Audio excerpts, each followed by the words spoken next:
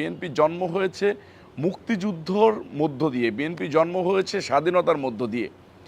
সেই দলের সামান্য একজন কর্মী আমি আপনি বলছেন যে কারো কাছে ভিলেন ছিলাম, কারো কাছে হিরো ছিলাম। আমি জানি না যে আমি কার কাছে হিরো ছিলাম।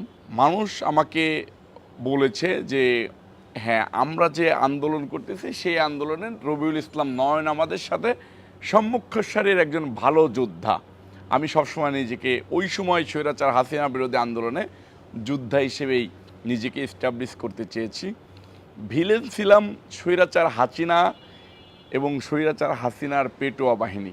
মানে আপনি বলতে পারেন যে অন কাইন্ড অফ স্বৈরাচারের যদি 2-4 জন 5 জন 10 জন শত্রু থাকে তার ভিতরে আমি একজন ছিলাম। নিজেকে অনেক কৌশলে বাঁচিয়ে রেখেছি আল্লাহর অশেষ রহমতে। মৃত ভেবে লাশ পোস্টমর্টেমে নিয়ে গেছে, গুলি করেছে, রিমান্ড দিয়েছে, মামলা দিয়েছে, হামলা দিয়েছে, পরিবার পরিজনকে একদম মামলা টামলা দিয়ে জেল টেল খাটিয়ে একদম ম্যাচাকার করে দিয়েছে। কিন্তু আমার অনুপ্রেরণার একটা জায়গা বিএনপির ভারপ্রাপ্ত চেয়ারম্যান জনাব তারেক রহমান সাহেব। আমি যাকে অনুসরণ করি, অনুকরণ করি, আমার পরিবার বিএনপি পরিবার। সেই কারণে উনি আমার বলতে পারেন যে আমার স্বপ্ন দেখানোর পথ প্রদর্শক পৃথিবীতে। তো সেই চিন্তাধারা থেকে আমি লড়াই সংগ্রাম করে গিয়েছি।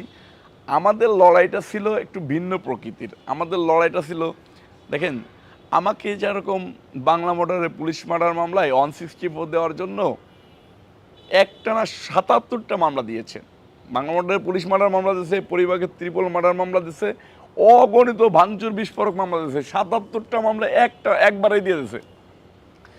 77টা মামলায় আমি যে কয়দিন রিমান্ড খাটছি, এই যে যারা এখন আমার ভিলেন বানাইতে চাই, যারা নিজেদেরকে দেশের হত্যাকর্তা মনে করতে চায়, আমি যে কদিন রিমান্ড খাটছি এদের রাজনীতির বয়স সেই কয়দিন হয় নাই।